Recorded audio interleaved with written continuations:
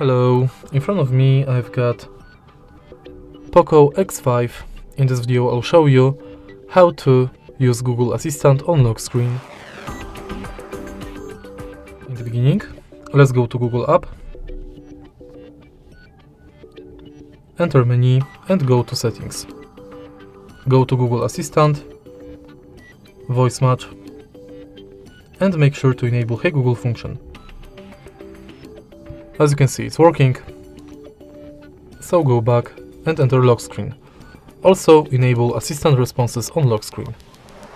Now you can simply lock the screen and say, Hey Google, what's the weather like tomorrow?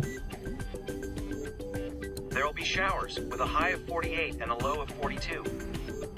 And that's it. If you find this video helpful, please leave like, comment and subscribe.